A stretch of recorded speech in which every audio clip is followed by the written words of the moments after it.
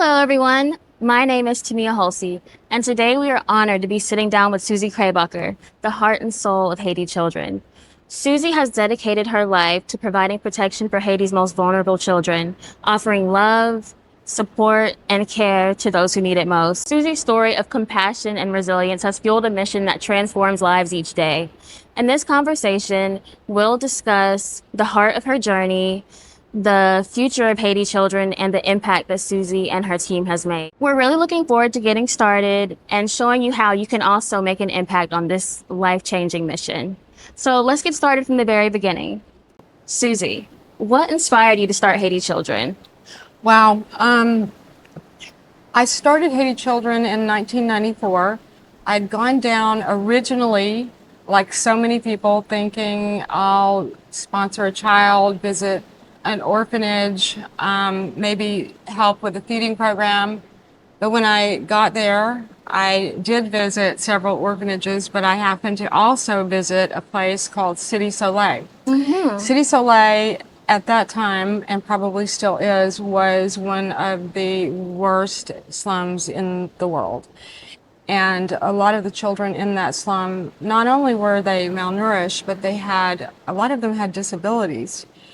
And I really didn't understand why at the orphanages that I visited, I didn't see any orphans with disabilities. So after talking to a lot of Haitians, I realized that disabilities in Haiti is considered a curse because the national religion in Haiti is voodoo. And it just so happens that in the voodoo religion, it is, people are ostracized oftentimes because of a disability.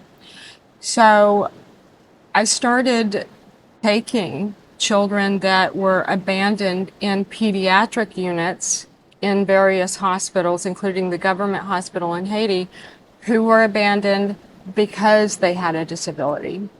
So we started the orphanage based on taking children that other orphanages were not so likely to take, because the care does require professional medical care many times.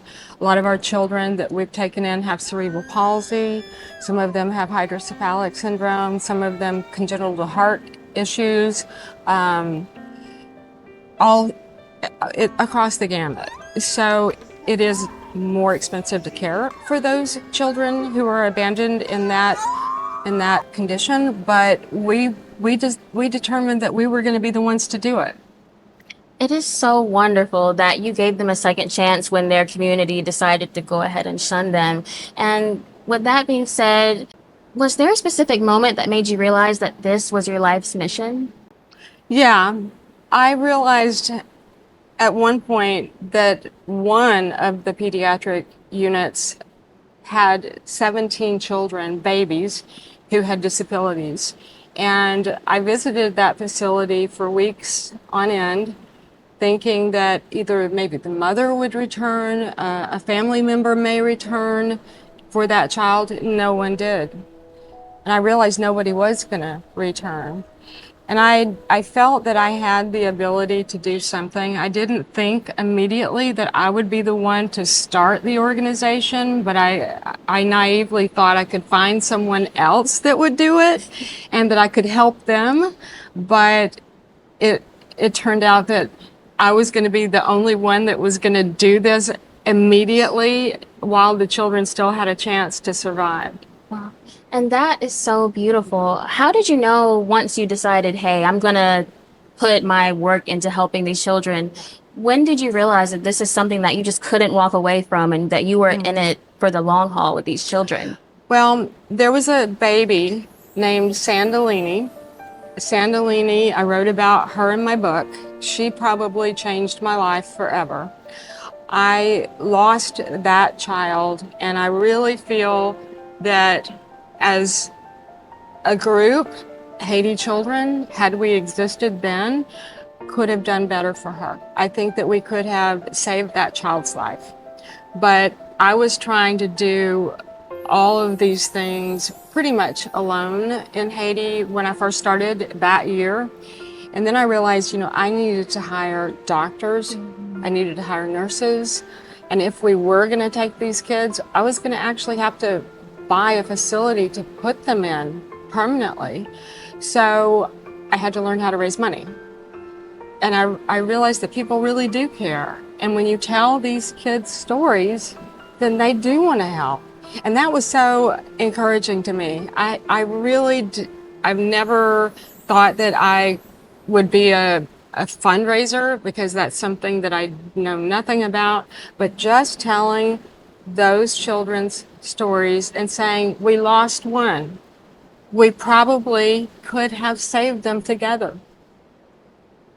And I just know that people care, and if they think that they can save one, then they're usually going to want to be part of that. That is so moving, Susie. And since you spent so much time in Haiti, how has working in Haiti affected your view of the world? Wow, I feel so blessed to have been born in this country. I was just listening to a podcast literally this morning, someone speaking about having just come back from Haiti. And to visit Haiti right now is very challenging.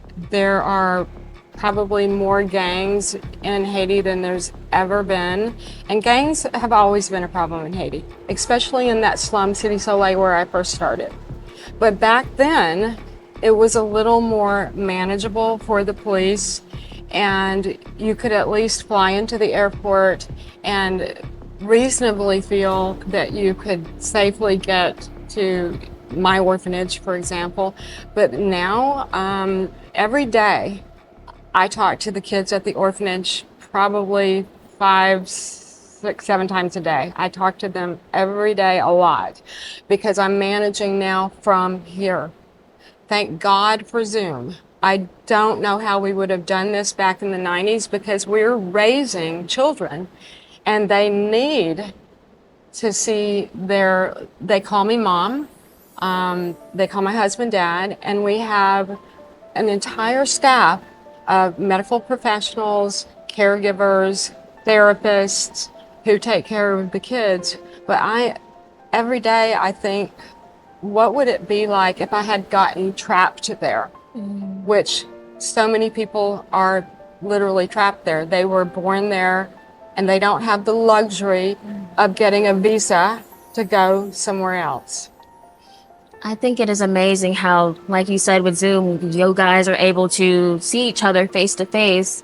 And with the work in Haiti, what would you say is the most surprising thing you've learned? My kids have a sense of humor. They have amazed me during this gang war, and it is a war. I never thought that I would think of the gangs as someone that I had to ask permission from, even to cross the road to buy food. Our kids, our caregivers, our staff, even our medical professionals, to buy food, there are days of the week, and sometimes not every week, sometimes weeks will go by that we're not allowed to cross a certain road because that's gang territory. And we have to be respectful of those rules, or else you will get killed.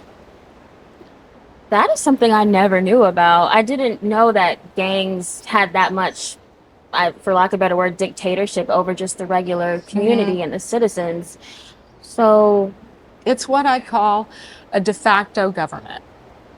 totally. And they have more power than the prime minister right now.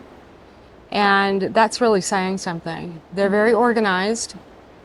I guarantee you that they are more sophisticated in weaponry and even following organizations on social media, probably even this podcast, to see whether or not we're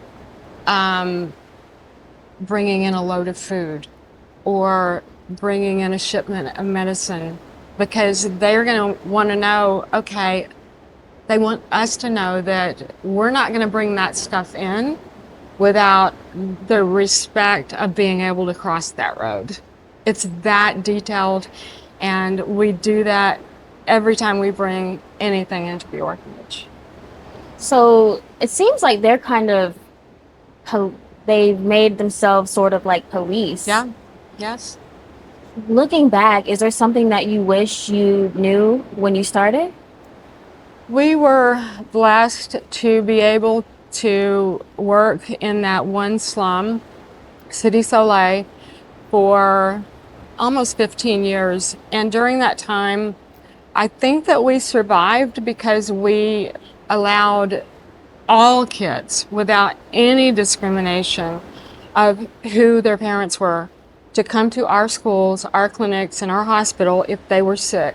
And I know that many times some of the kids that were in our school were the children of gang members. And I know that a lot of our children who came to our hospital and our clinics were children of gang members. So I believe, maybe falsely, that we might have had some protection because we were an asset. That is something I never knew. And I think it's super gracious that they're babies, and despite who their mothers and fathers are, you still look out for these vulnerable children. So, looking back, what would you feel like is the most rewarding part of this work that you've done? You know, honestly, today, again, so many days are the most rewarding day, and I think that I can't top it. But then today, I got a letter from one of my children whose birthday happens to be the same day as my birthday. Not the same year, of course. But he wrote me this morning, and he said, "Mom, I hope you know that I will learn everything. I will ask questions. I will not fail you. I'll make you proud. I love Jesus, and I am going to tell everyone. I'm going to tell everyone what Jesus can do." He said, "I am an orphan, but I've never felt like an orphan."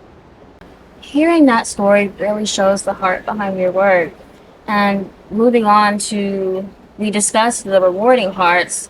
What would you say would be the most challenging moments you've had so far with Haiti Children? Well, because we have a lot of children who were abandoned because they may have had AIDS or were diagnosed with some other terminal diagnosis, we do lose children. And you never, ever expect it.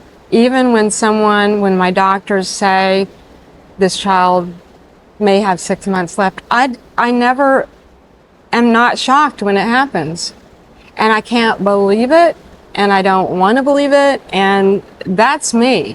But when the children lose a brother or sister that they've been raised with from from their first memory, they lose someone like that. And oftentimes, unfortunately, my children have had to call me and tell me, because I sometimes hear that phone ringing at 4 o'clock in the middle of the night, and that's never a good call.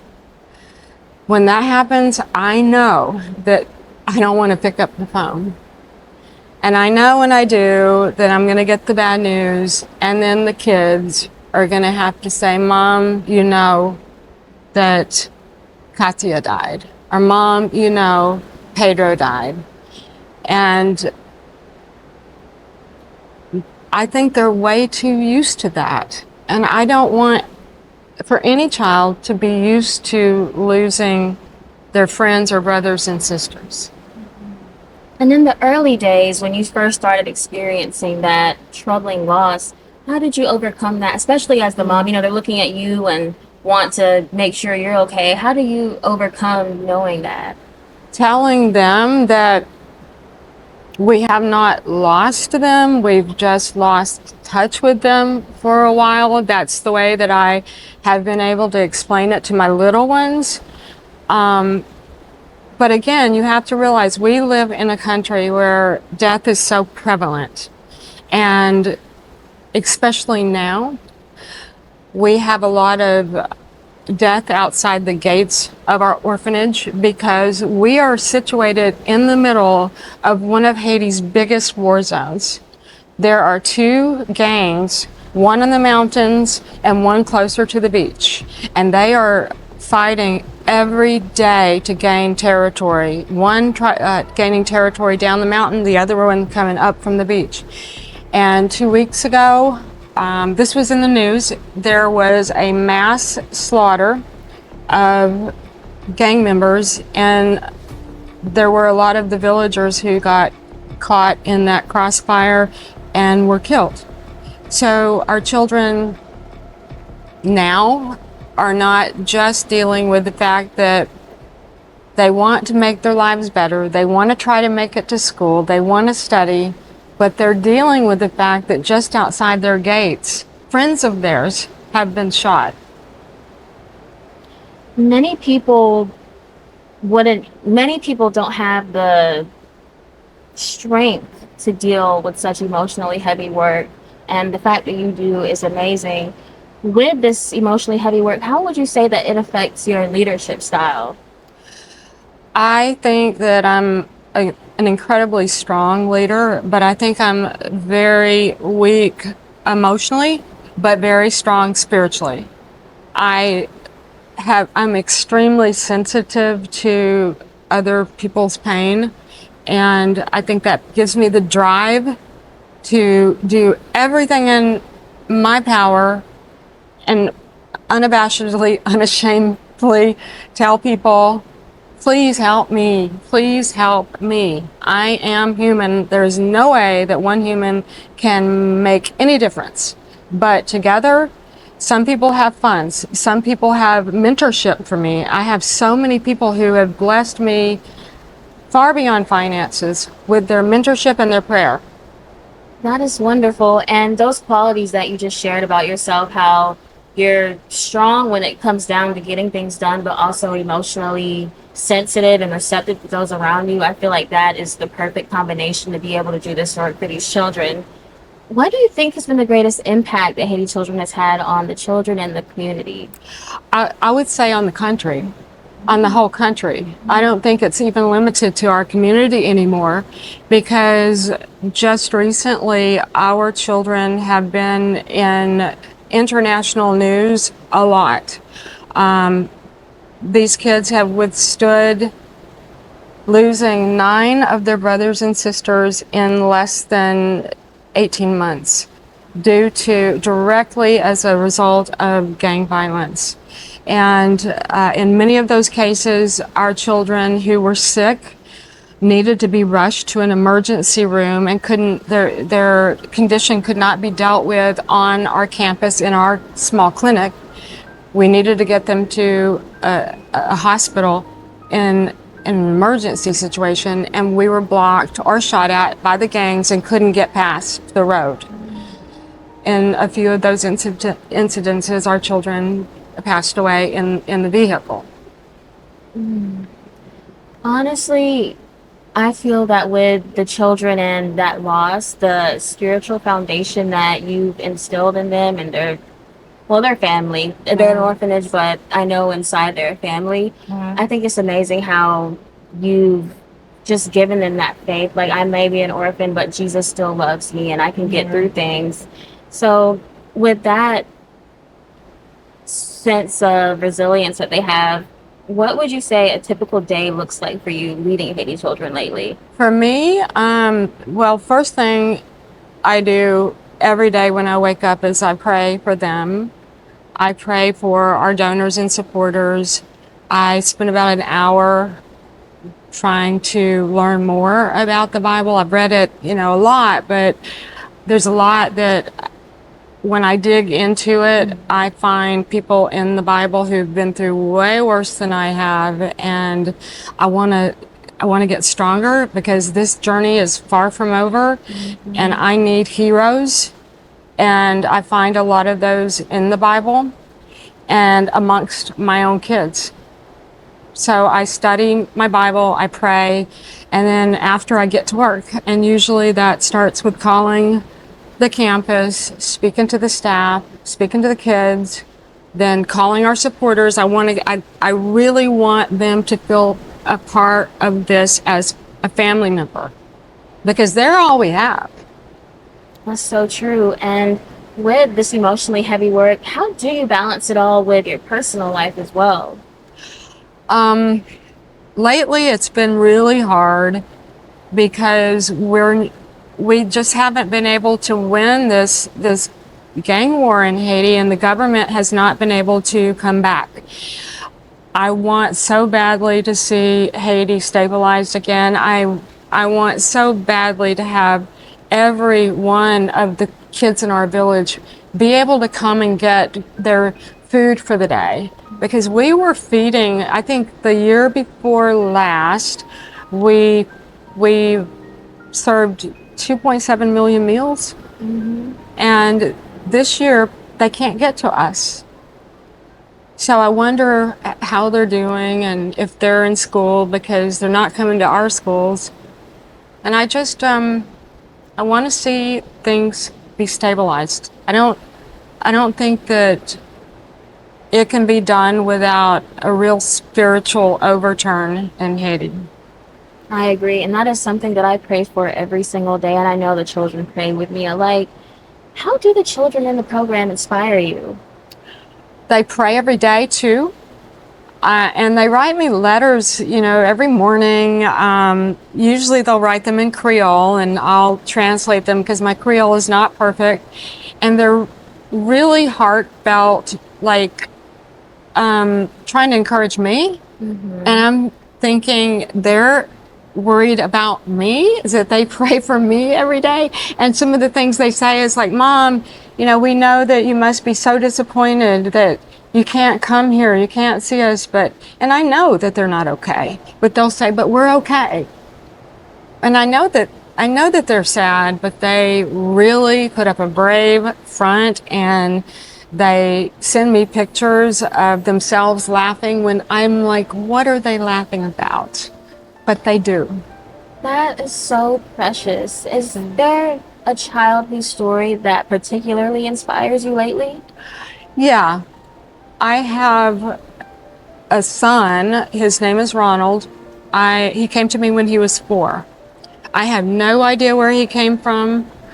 He showed up on our doorstep. Someone dumped him at our gate, and we waited for weeks to see if anyone would come, and maybe a family member, but no one came. And he was so sad and depressed as a little boy. It took years for me to even get him to break a smile or to engage. He would do his schoolwork. He was, very smart in school, but he had this just omnipresent sadness and depression. And his ambition was to become a preacher. And his hero became the preacher at our church. And the two of them bonded when he was just turning a teenager, which he could have joined a gang, or he could have gone that direction. And all of our children so far have gone in the opposite direction of joining any sort of gang or getting into that kind of trouble. But he's now a pastor in the Dominican Republic, and he is rocking it. I can't even imagine how many people have come to Christ because of that kid. Who is now not a kid, he's 26. Well, that is so moving, and I'm so glad he had your support to grow. It says a lot how you said he was depressed and just always had that sad aura on him, and throughout the years of the love and care poured into him by Haiti Children, he flourished and he bloomed, and now he's preaching the gospel to others in the world. That is so beautiful, and I'm just so happy to hear that. So, with these wonderful stories of the children blossoming, what is your long-term vision for Haiti Children? Well, my goal is that we would not ever go backward, that we keep going forward. And to me, that looks like our children growing into adulthood and then taking on various roles within the organization. Right now, we have 13 of the kids that we actually raised from babies in management positions. And it feels, I'm so proud because there have been, as a mother, there's a lot of times when you have to be the boss and you're not well liked by your teenage children. But now these kids who we've raised in the orphanage, who've gone through their teenage years and now they're adults, are like, oh, Mom, I can't believe you did this. How in the world did you raise it? That reminds me of Victor. I know Victor grew up in the orphanage and he's a director now and he's doing so amazing. Like working with him is a breeze. He's so on fire and ready to root for the mission that saved his life. I think that's absolutely beautiful. How can others get involved and support this mission? I think it involves really taking it in that this is a real deal, and these kids are alive, and that's a miracle in itself in Haiti. They came from, all of them were abandoned. Some of them were abandoned in trash heaps. I found several in boxes. I've found many in maternity wards abandoned, and even one we found in a sewage canal. They've all survived that. How in the world do you get through that and become a happy person? And they are. Nothing but God. That is all it could be. And this is a question we get often. For those who certainly have the heart to help, but don't have the financial resources to help, how could they pitch in and help us out? Write letters to the kids, write encouragement to me. The kids are, they don't have a lot to do outside of the walls of our orphanage right now and for the last 2 years because of the gunfire. So they are looking to be needed themselves, and having people praying for them, and having, when I call them and one of our donors is having a surgery or a spouse has passed away or anything like that, they love praying for our donors. They love that they pray in the morning at 6:30 and they pray again at 12:30 and then before they go to bed. So they love feeling like they're praying for you, for the donor who needs them. Everybody wants to be needed. That is so sweet.